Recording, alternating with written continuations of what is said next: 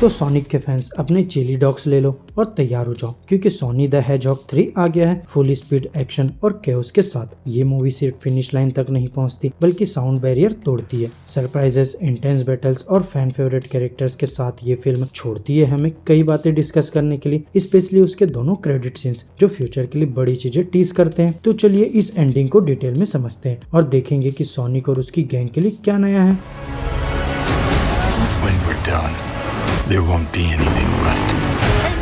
The final showdown sonic versus shadow movie का climax हमें ले जाता है एक एपिक बैटल की तरफ। सोनिक और शैडो के बीच की टक्कर। ये दोनों दुनिया के सबसे पावरफुल हेजहॉग्स हैं और उनका ये शोडाउन फैंस के लिए एक ट्रीट है। सुपर सोनिक और सुपर शैडो फॉर्म में दोनों लड़ते हैं। एक ऐसी बैटल जो सोनिक एडवेंचर 2 के आइकॉनिक मोमेंट्स की याद दिलाती है। शैडो की केओस फील्ड पावर्स और सोनिक की हाई स्पीड एबिलिटीज की ये टक्कर लैंड, एयर और आउटर स्पेस तक फैलती है। पर यहाँ एक अनएक्सपेक्टेड ट्विस्ट आता है। अर्थ एनाहिलेशन के करीब होती है थैंक्स टू जेरल्ड रोबोटनिक का डेडली स्पेस स्टेशन आर्क पर सोनिक और शैडो अपने डिफरेंसेस साइड में रखकर टीम अप करते हैं। दोनों मिलकर अपनी पावर्स से डेथ रे को वापस स्पेस में डाइवर्ट करते हैं, जहाँ वो हार्मलेसली एक्सप्लोड हो जाता है। ये टीम अप सिर्फ प्लेनेट को नहीं बचाती, बल्कि शैडो को एक कॉम्प्लेक्स एंटी हीरो के रूप में इस्टेब्लिश करती है, जिसमें नकल्स और टेल्स भी यहाँ इंपॉर्टेंट रोल प्ले करते हैं। केओस एमराल्ड्स की मदद से सोनिक को वापस अर्थ पर टेलीपोर्ट करते हैं, जबकि शैडो स्पेस में ही रहकर आर्क की ट्रेजेक्टरी को गाइड करता है। ये एक बिटर स्वीट मोमेंट है, जैसे शैडो अपनी जिंदगी सैक्रिफाइस कर रहा हो दुनिया की सेफ्टी के लिए। लेकिन अगर आप शैडो को जानते हो तो आपको पता होगा कि वो इतनी आसानी से हार नहीं मानता।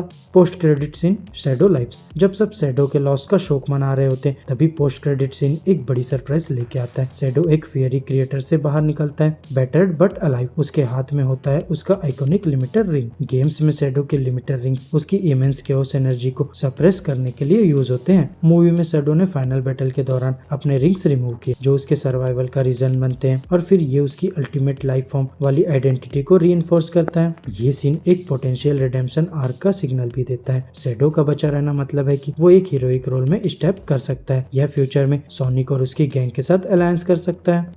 डॉक्टर रोबोटनिक्स फेट, क्या वो वापस आएगा? डॉक्टर रोबोटनिक जिम कैरी को आर्क एक्सप्लोजन में ऑब्लिटरेट होता दिखाया गया है, पर सोनिक के वर्ल्ड में विलेंस कभी परमानेंटली नहीं जाते। और फिर post credit scene subtle hint देता है कि शैडो ने शायद रोबोटनिक को अर्थ पर गिरने के दौरान बचा लिया हो। शैडो का रोबोटनिक फैमिली के साथ एक कनेक्शन है थ्रू गेरल्ड रोबोटनिक, तो ये पॉसिबिलिटी है कि उसने एगमैन को एक नोट के रूप में सेव किया हो। जिम कैरी का रोल वापस लेना या ना लेना काफी डिपेंड करेगा उनके एक्टिंग कैरियर के फ्यूचर प्लान्स पर। इंटरव्यूज में कैरी ने एक्टिंग से रिटायरमेंट की बात की है, पर फाइनेंशियल मोटिवेशंस के चलते उनका रिटर्न भी पॉसिबल है। यह मूवी काफी एम्बिग्यूटी छोड़ती है ताकि रोबोटनिक को जरूरत पड़ने पर वापस लाया जा सके।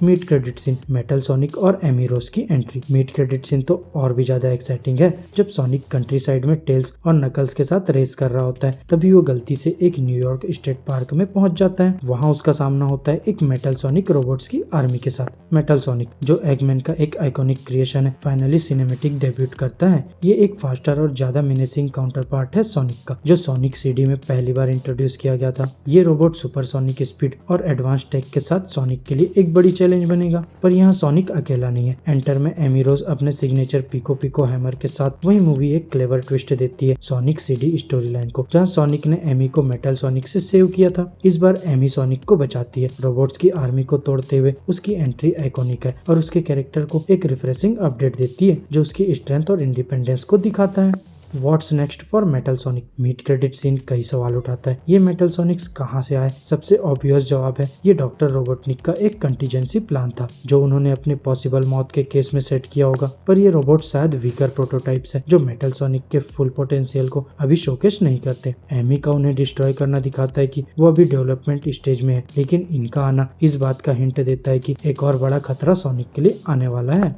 थीम्स और callbacks to the games. Sonic the Hedgehog 3 एक लव लेटर है फ्रेंचाइजी के फैंस के लिए। सोनिक और शैडो की डायनेमिक हो या मेटल सोनिक और एमी का इंट्रोडक्शन, मूवी भरपूर रेफरेंसेस देती है गेम्स को। फाइनल बैटल सोनिक एडवेंचर 2 की याद दिलाता है, जबकि metal sonic army sonic heroes का एक नॉड लगती है। टीम वर्क और रिडेम्पशन जैसे थीम्स भी सोनिक के लिए काफी क्लासिक है। वहीं शैडो की एंटागोनिस्ट से रिलेक्टेंट एलाई तक की जर्नी गेम्स की आर्क को मिरर करता है, और फिर सोनिक, टेल्स और नकल्स की कैमेरेडियर दिखाती है कि फ्रेंडशिप कितनी जरूरी है।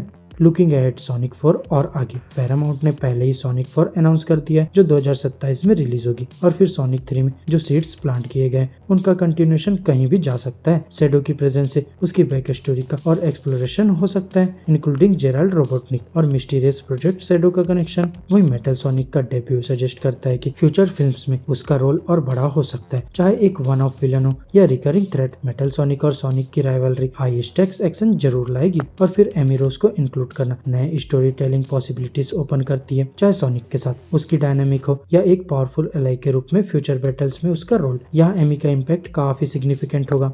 कंक्लूजन, एक high speed adventure with a bright future. Sonic the Hedgehog 3 एक थ्रिलिंग राइड है जो फैंस की एक्सपेक्टेशन से ज्यादा डिलीवर करती है। एक्शन, ह्यूमर और हार्टफेल्ट मोमेंट का मिक्स मूवी को एक हाई बार सेट करता है फ्यूचर इंस्टॉलमेंट्स के लिए। वहीं मिड और post credit scenes icing on the cake है जो सोनिक 4 और बियॉन्ड के लिए एक्साइटिंग पॉसिबिलिटीज टीज करते हैं। और फिर अगर आप एक लॉन्ग टाइम फैन हो या नए हो फ्रेंचाइजी में, तो सोनिक द हेजहॉग 3 प्रूव करता है कि सोनिक की सिनेमैटिक जर्नी सिर्फ शुरू हुई है। तो गियर अप, क्योंकि अगला सफर और भी फास्ट और ज्यादा वाइल्ड होने वाला है। तो दोस्तों, मेरी आज की इस वीडियो में बस इतना ही। आपको हमारी ये ब्रेकडाउन वीडियो कैसी लगी, अपने थॉट्स हमें कमेंट बॉक्स में शेयर कर सकते हैं, और अगर वीडियो अच्छी लगी हो तो वीडियो को लाइक करो, चैनल को सब्सक्राइब करो, और ऐसे ही लेटेस्ट कंटेंट के लिए बेल आइकन जरूर प्रेस कर लो। अब मैं मिलूंगा आपसे नेक्स्ट वीडियो में, तब तक के लिए बाय बाय दोस्तों।